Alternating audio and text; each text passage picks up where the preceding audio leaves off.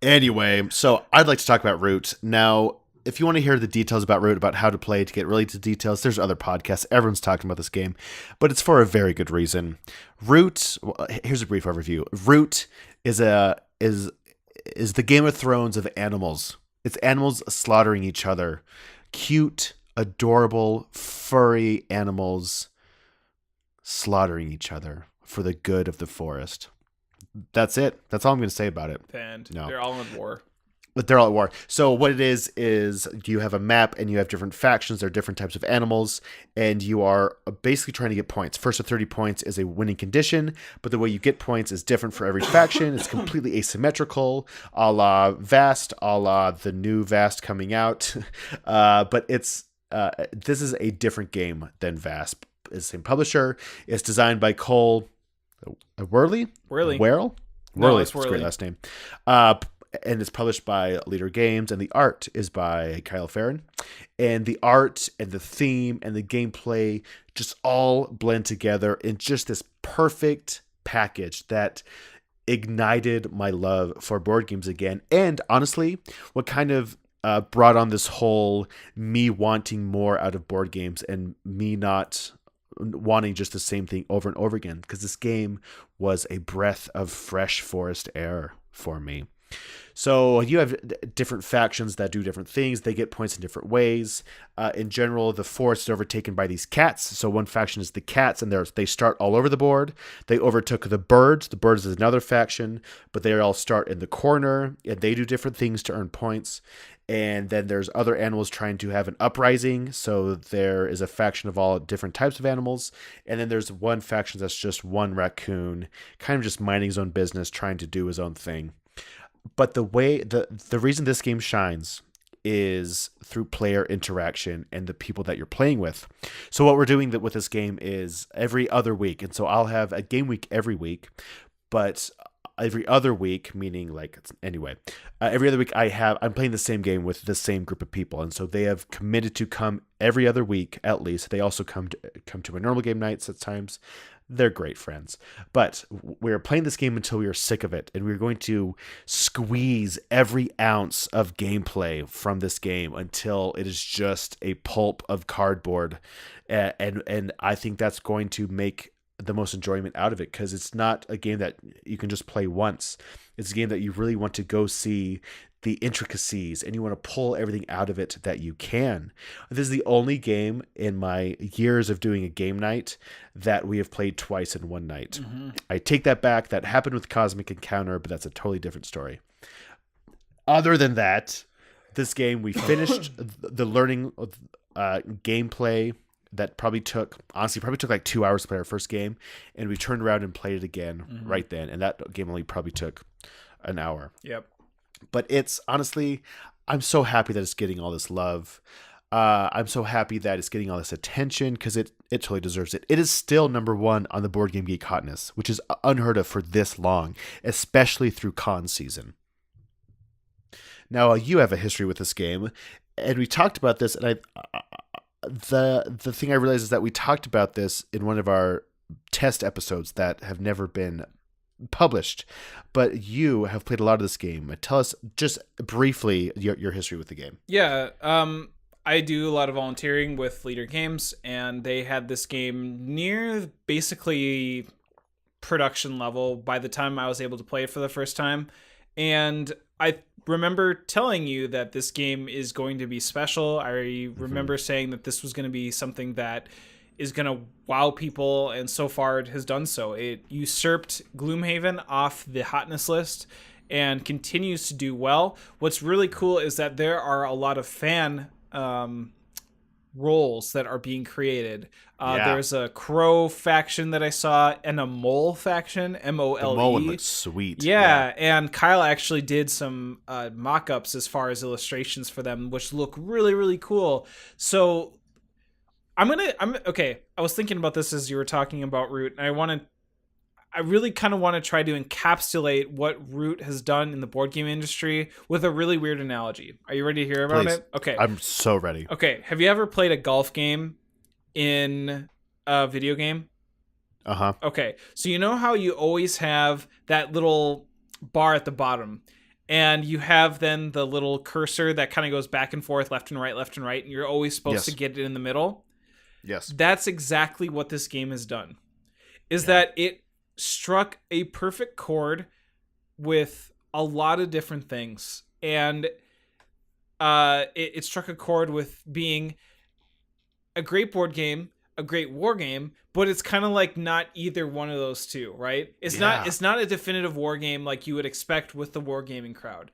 Right. And it's a great board game, but it still isn't kind of a like it kind of meshes the two so well together that it's like almost you can't really tell the difference, right? To me.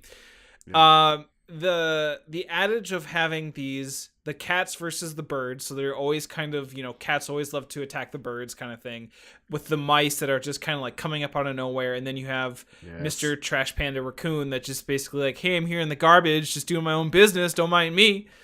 You know what I'm saying? Yeah. Oh, yeah. Just like on that thematic level, I think it does well in terms of bringing in that old crowd and that new crowd together. Yeah.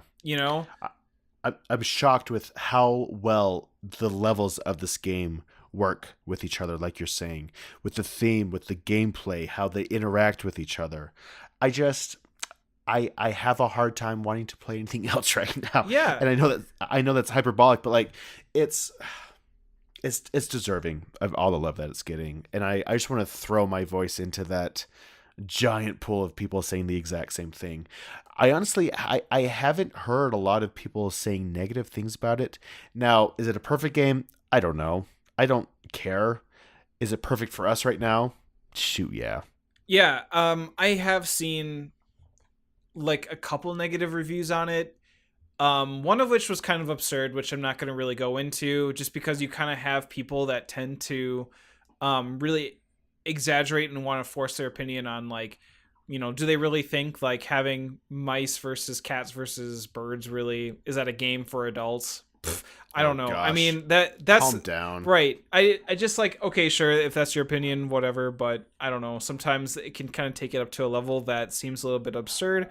Alas, doesn't really matter. The only other thing that I have kind of heard is that it is still having every single role be have its own unique rules, and that you are essentially learning upwards of up to 5, I would say, even 6 if you really wanted to, like mini games of itself and how they all interact with each other. There is like, that's still a hurdle that has yet to be really crossed. I think they did a great job as far as like making it as easy as possible. Again, having the first 2 turns play out for you, telling you what to look out for. That's great.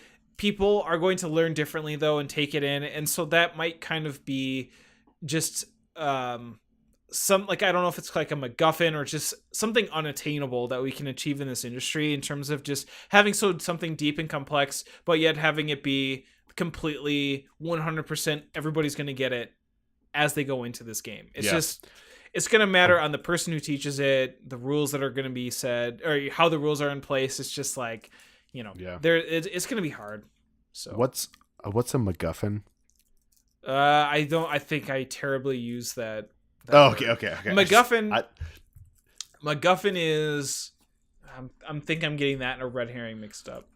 Okay, I mean, it's fine. I just maybe thought that was like a vernacular. Like, no, it's an object or device in a movie or book that serves merely as a trigger for the plot. That's not. We're not talking about a MacGuffin. Just for whatever reason, that word felt really great in that sentence to use. It sounded really great. Right? Like, and you called me out on it. You shouldn't have said anything. I'm sorry. I just wanted to know. I wanted to know. And maybe other people wanted to know. Yeah, so, that's cool. Again, too, I would say that Root is definitely a play. Is it a must-buy?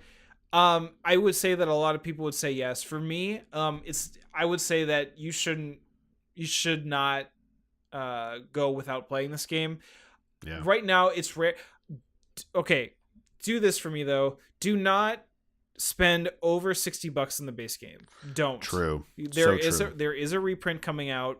It's coming in November. You'll be able to get it around Christmas time. Use that Christmas money to get it at that time. There are plenty of copies that are coming, both through the Leader Games site, through Miniature Market, through all those online retailers. I'm not just saying this again because I work for Leader Games. It's because it's true. I they've set it out there in Board Game Geek. Like, don't go out and pay that unless if you are really clamoring to get this game. I mean, they are going to be doing minor improvements, like fixing up some of the rulebook. They're going to round the corners to prevent some of the damaging, but functionally, everything will be the exact same as it is in the first printing.